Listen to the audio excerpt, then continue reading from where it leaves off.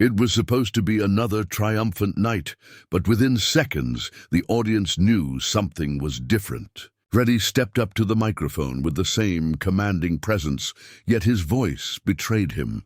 The first notes trembled, carrying not the usual power, but a fragile edge that no one expected. The man who had built his legend on an indestructible voice now seemed to wrestle with each word, each breath. His hand tightened on the microphone stand, not with showmanship, but with the quiet desperation of someone trying to keep control. And in that instant, 56,000 people realized they were not just watching a performance, they were witnessing a battle.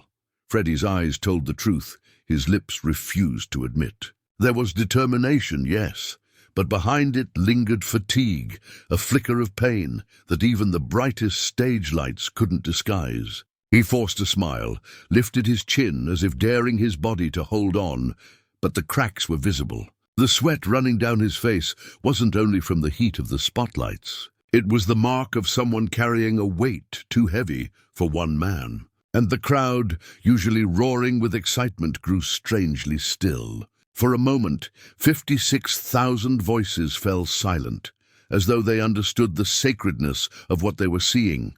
A king stripped of his armor, refusing to lay down his crown. Every gesture became a message. When Freddie clutched the microphone tighter, it wasn't only to keep rhythm, it was to anchor himself. Each lyric came out not as routine, but as defiance, like a soldier pressing forward even as the battlefield closed in around him. He wasn't asking for sympathy. He was demanding the right to finish on his own terms, even if it cost him everything. The audience leaned in, drawn by the gravity of it all.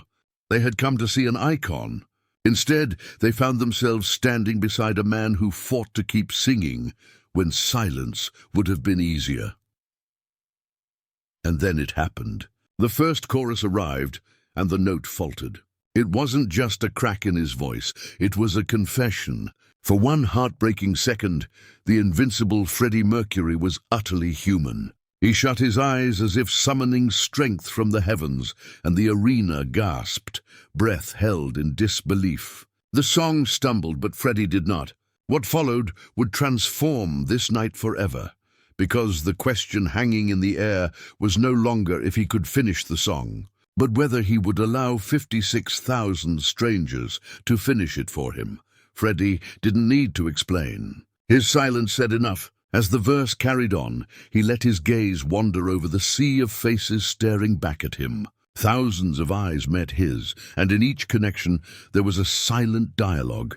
"I'm still here. Don't give up on me." It wasn't the commanding stare of the Freddie they had known for years. It was gentler, searching, almost pleading. He looked not at fans, but at companions who had walked beside his music for decades. His glance held gratitude, but it also carried a quiet truth. Even legends sometimes reach a breaking point. The crowd sensed it. There was no need for an announcement or a stumble into the microphone to confirm what they were already witnessing. They could see the tremor in his jaw, the subtle pause before a line, the way his shoulders sagged ever so slightly between breaths. He was still larger than life, yes, but no longer untouchable. And oddly, that made him even greater. For the first time, the audience was not just admiring a performance, they were sharing in his struggle. They were no longer spectators. They had become witnesses to a man holding on with every ounce of strength left inside him. But Freddie refused to surrender the stage. He straightened his posture, lifted his chin again, and for a fleeting moment the fire returned. His hand gestured toward the band, urging the rhythm forward, almost as if to tell everyone, the music must not stop. The defiance in that simple gesture stirred the crowd's hearts. They had always loved his flamboyance, his outrageous confidence, but tonight it was his vulnerability that bound them to him. This was not just Freddie Mercury, the frontman of Queen. This was Freddie Bulsara, the man behind the legend. Standing tall in defiance of his own frailty, the air grew heavy as the verse drew closer to another chorus. The audience braced themselves, knowing what had happened the last time his voice reached for the high note. Would it break again? Would he push himself past the point of return? Every second was electric with tension, and just as Freddie drew a deep breath, the crowd realized they were about to face a choice of their own. Would they let him continue alone, or would they step in and give him the strength he no longer had? Queen's history loomed over the stage that night like an unspoken expectation. This wasn't just any concert. It was another chapter in the saga of a band that had already conquered the world. Every show came with the pressure to deliver brilliance, and Freddie had always risen above it, turning stages into altars where music became something divine. But this night was different. It wasn't about records or fame or living up to the headlines. It was about survival, about proving to himself that he could still stand, still sing, still be the man the world believed him to be. The name Freddie Mercury was carved in stone, but the man who carried it was still flesh and blood. The crowd didn't know the full story, but they didn't need to. They could feel it. They could sense the weight pressing down on him as surely as they could hear the tremor in his voice. The years of glory, the countless anthems, the roar of millions, all of it condensed into this one fragile moment. And yet, despite the cracks, Freddie's presence filled the space as it always had. His figure, lit against the massive stage, was both commanding and vulnerable. The contradiction only heightened the sense that history was unfolding right before their eyes. Still, the expectations hung heavy. These were not just casual listeners. Many in the crowd had followed him for decades, had grown older with his music, had measured their own lives by the milestones of his songs. To see him falter now was to confront their own fragility too. The man they believed could carry anything was revealing, without words, that no one can carry everything. And somehow, that made the moment even more sacred. For all the theatrics of rock and roll, what gripped the audience now was simple. Human truth. The music pushed toward another peak, and with it came the question hanging in the air like a storm cloud. Would Freddie rise with it, or would his voice betray him again? The audience could feel the tension pulling tighter with each chord. This was no longer about entertainment. It was about endurance. And as the band charged forward, everyone knew the next few seconds would decide whether the night would collapse into heartbreak or ignite into something unforgettable. The band played on with its usual force, but Freddie's movements betrayed the truth that no melody could cover. He shifted his weight carefully, almost imperceptibly, as if each step across the stage required calculation. The flamboyant leaps and theatrical struts the world had come to expect were absent. Instead, there was a measured pace, his shoulders rolling forward with the kind of weariness that no costume could disguise. To those who had seen him countless times before, the difference was striking. Freddie wasn't gliding across the stage like a comet anymore. He was holding the ground like a warrior, determined not to fall. His illness had been a rumor whispered in corners, never confirmed, never spoken of publicly. But here, under the glare of the lights, it was written in his body for all to see. He masked it as best he could with his gestures, with the flick of his wrist, with the bravado of his voice when it held steady. Yet the cracks were there. The slight delay in lifting the microphone, the heavy breath between lines, the way his chest rose and fell as though each lyric cost him more than the last. He was still dazzling, still magnetic, but his strength was no longer infinite. And that made every second heavier, more precious.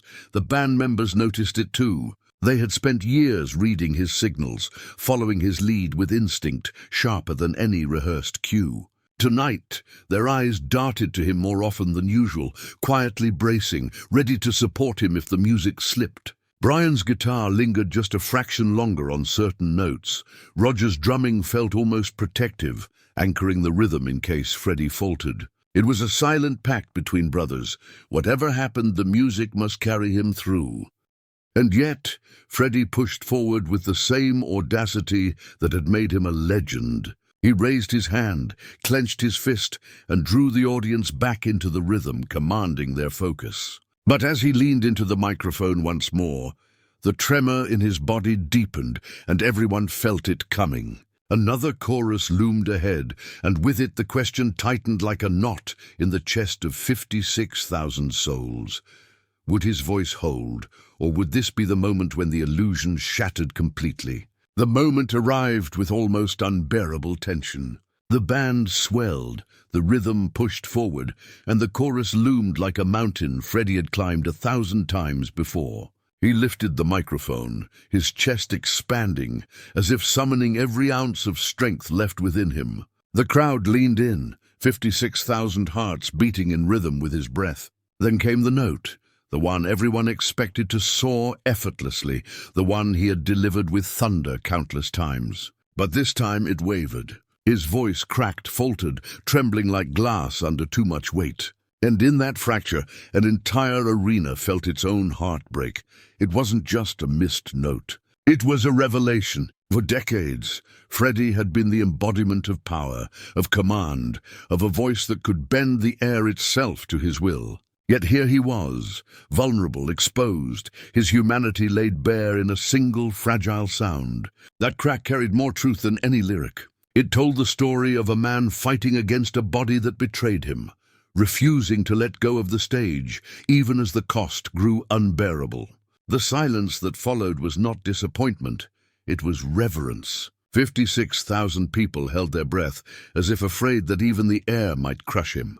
Freddie did not collapse. He did not bow his head in defeat. Instead, he closed his eyes, pressing the microphone closer, as if daring the world to hear him in all his imperfection. The note might have broken, but his spirit had not. The crowd watched, transfixed, realizing that what they had just witnessed was not failure.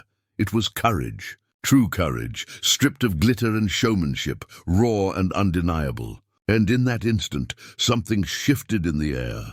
The performance no longer belonged to him alone. The music pressed forward, and Freddie braced himself to continue, to push on as though nothing had happened. But the audience felt it in their bones.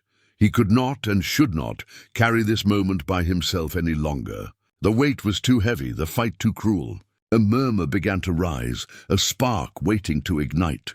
Within seconds, the question hanging over the arena turned into a certainty. If Freddie's voice could not carry the song alone, 56,000 voices would rise to carry it for him. Freddie steadied himself, gripping the microphone stand as though it were the only thing keeping him upright. The note had broken, the mask had slipped, but he refused to surrender. A faint smile curved his lips, defiant and fragile at the same time. He inhaled deeply, drawing in the heavy air of the arena, and lifted his chin. Against all odds, he pressed forward into the next line, determined to finish what he had started. It wasn't about pride, it was about dignity, about giving every last drop of himself to the people who had carried him this far. The crowd remained frozen, torn between awe and heartbreak. They could see the toll in the way his shoulders tensed, in the quiver of his voice, as it fought to steady itself. Yet no one dared to interrupt. For a few haunting moments, Freddie was utterly alone in the spotlight, a solitary figure waging war against his own limits. Each lyric he sang felt like it was carved from stone, extracted with pain, but also with unshakable determination. And the silence of 56,000 people wasn't absence. It was reverence. They were giving him space to try, giving him the chance to prove to himself that he could still hold the stage by sheer willpower.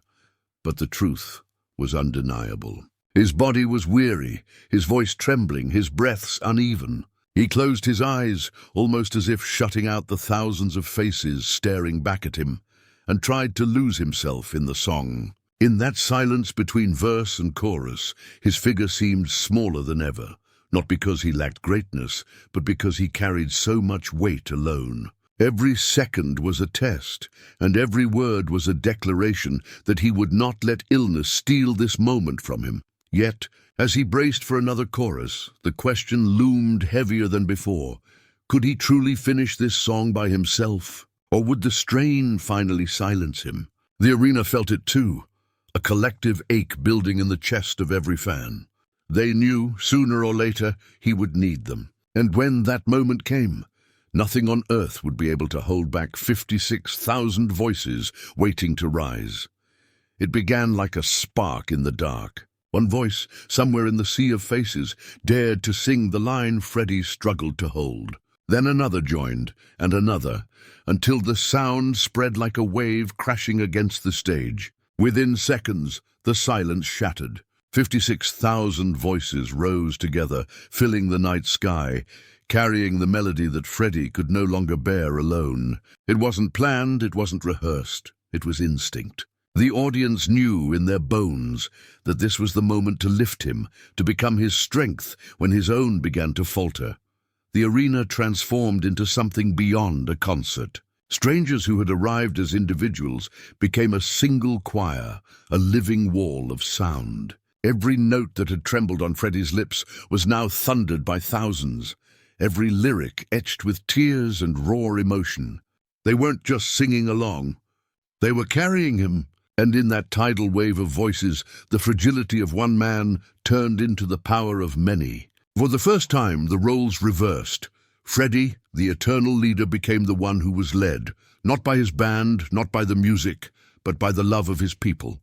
Freddie opened his eyes, astonished. He lowered the microphone slightly, almost as if surrendering it to them, and let the sound wash over him. For once, he didn't need to perform. He didn't need to fight. He simply stood there, absorbing the miracle unfolding before him.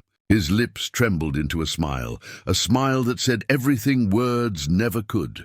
Thank you. You've saved me tonight. The lights caught the shine in his eyes, and those close enough swore they saw tears forming. But if they were tears, they weren't of defeat. They were of awe. Awe at the immense force of love that had answered his broken note. And yet, as the arena roared with unity, a new question burned brighter than ever. What would Freddie do next? Would he let them carry the song to the end, or would he find, somewhere deep inside, the strength to join them again? For a brief eternity, Freddie did nothing but listen. His hand still rested on the microphone, but he no longer pressed it to his lips. The voices of 56,000 fans rose around him, weaving together into a single unstoppable current. Each lyric rolled through the arena like a prayer, carrying not just sound, but devotion. It was as if the music had broken free from its creator and found a new home in the people who had carried it in their hearts for decades. The song was no longer his alone. It belonged to everyone present. Freddie lowered his head, eyes closing as though he needed to surrender to the moment fully.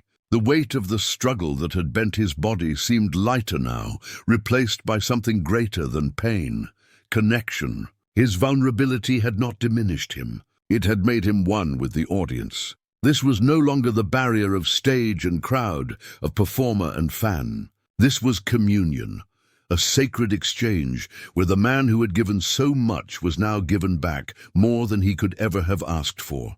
The band, too, felt it. Their instruments seemed to fall into step with the ocean of voices, no longer driving the song but floating inside it. Brian leaned closer to his guitar, coaxing notes that felt less like solos and more like offerings. Roger's drumming steadied the heartbeat of the crowd. Even John, always reserved, lifted his eyes from the bass as if astonished at the living choir surrounding them. Together, they realized that this was no ordinary performance. This was history, forged not by perfection, but by the raw truth of humanity. And yet, while the audience carried the melody with strength and passion, all eyes remained fixed on Freddie. Would he remain silent, allowing the song to live in their voices alone? Or, against all odds, would he find the courage to join them once more, not as the untouchable frontman, but as one voice among thousands? The answer was about to define not just the concert, but the very essence of his legacy. When the final chords began to fade, the arena did not return to noise and frenzy. Instead, it lingered in that suspended silence, as if no one dared to break the spell. People clutched each other's hands, strangers hugging, as though they had known one another for years. Some stood frozen, unable to sing, their throats too tight with tears. Others sang louder, voices cracking under the weight of emotion, determined to give back everything they could to the man on stage. That night had created something more than applause. It had created a symbol of unity that would never be forgotten. For many, the memory burned brightest in a single image, Freddie standing still, and pressed lightly against his chest, eyes closed as if praying.